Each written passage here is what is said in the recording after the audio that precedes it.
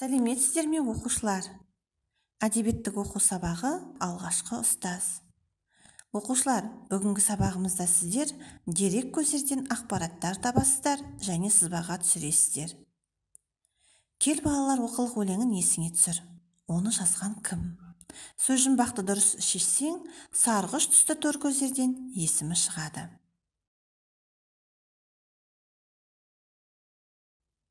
Бірінші, оқығанды көңілге, ықылас пен тоқылық. Екінші, кел, балалар оқылық. Үшінші, оқысаңыз балалар. Төртінші, шамнан шырақ жағылар. Бесінші, сиса көйлек үстіңде. Алтыншы, қартайғанда мал тайса. Оқушылар, сөз жұмбақтың сарғыш түсті тор көздерінен қандай сөз шықты? Ыбырай, дұрыс айтасыздар. Ол кім? Ұстаз, мектеп ашқан адам, ақын.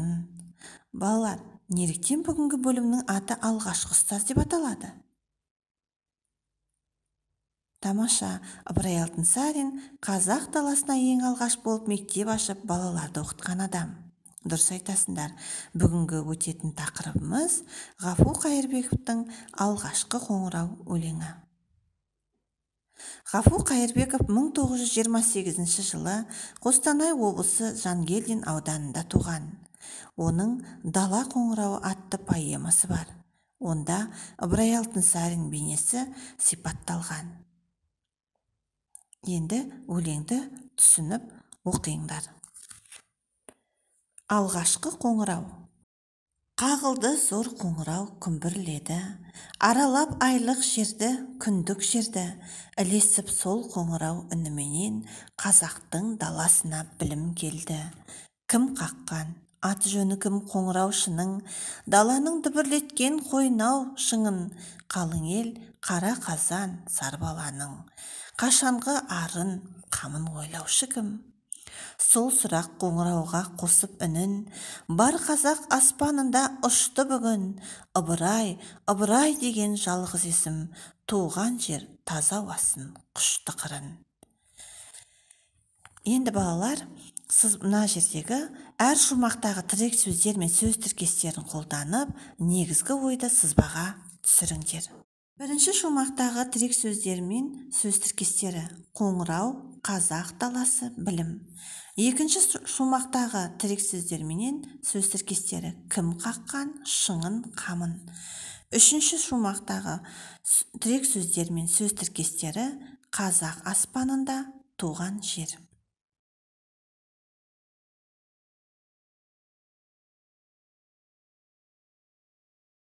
Жарайсыңдар оқушылар. Бірінші шумақтағы негізгі ой қазақ даласына білімнің келуі.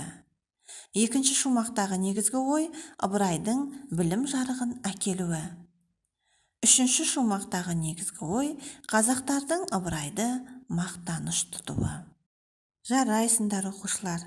Мінекей әр шумақтағы тірек сөздер мен сөз тіркестерін қолдандыңдар және негізгі ойды сызбаға түсірдіңдер. Екінші тапсырмаға назар аударайық.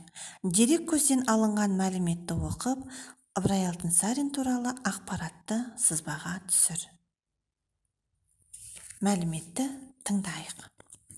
Ыбырай Алтынсарин есімі тұңғыш сөзімен көп байланысты. Ол балаларға арнап тұңғыш Торғай өңірінде мектеп ашқан.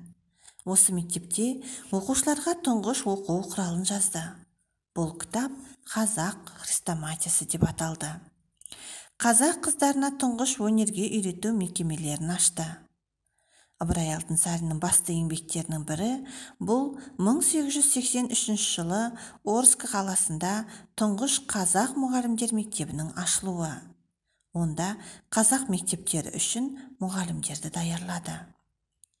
Мұғалімдердің жұмысын үйлестіруші тұңғыш оқу инспекторы қызметінде атқарды.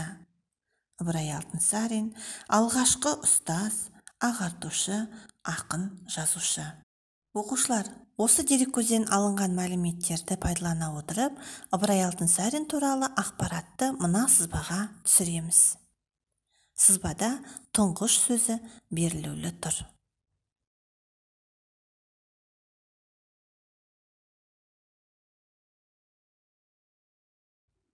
Жарайсыңдар оқушылар.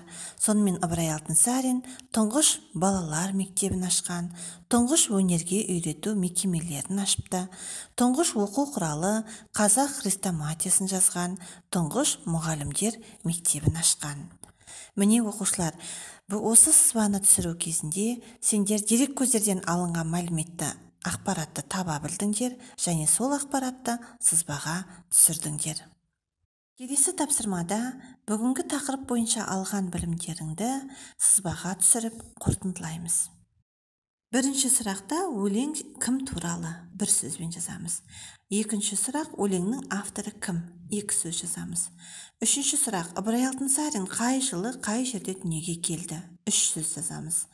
Төртінші сұрақ өлеңнің негізгі ойы. Төрт сөз жазамыз. Бесінші сұрақ Ыбырай Алтынсарин кім? Бес сөз жазамыз.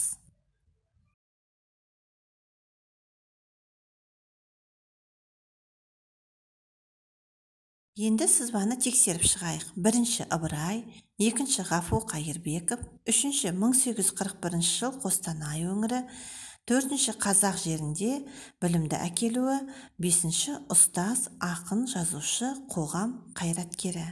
Тамаша оқушылар, міне сіздер осы тапсырма арқылы ақпараттарды сызбаға түсіре білдіңдер. Үйге тапсырма.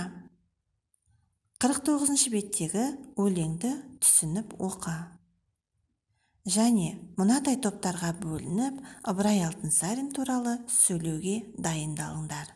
Ағартушы, жазушы, ақын. Жақсы балалар, осымен сабағымыз аяқталды. Сау болыңдар.